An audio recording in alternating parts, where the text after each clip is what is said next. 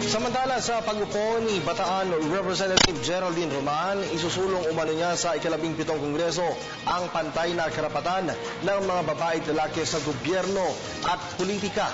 Sinabi ito ni Roman sa Gender and Development Stakeholders Consultation ng COMELEC na isinagawa ngayong araw.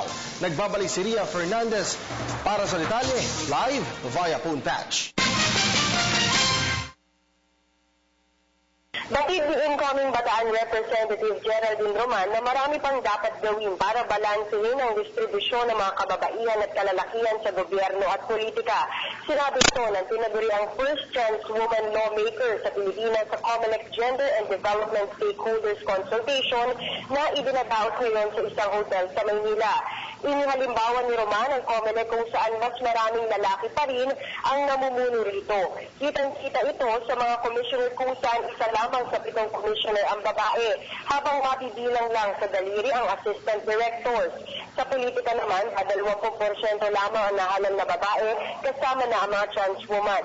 Ayon kay Commissioner Rowena Duanzon, target nilang iakyat sa 50% ito at naniniwala siyang maaabot nila ito sa tulong ng stakeholders consultation na ginagawa ng kanyang tanggapan. Hanggang alas 4 ng hapon ng programa ng COMELEC GAD, bahagi ng kanilang aktibidad ang mga polisiya at programa para maisama ang mga katutubo at mga may kapansanan sa electoral process.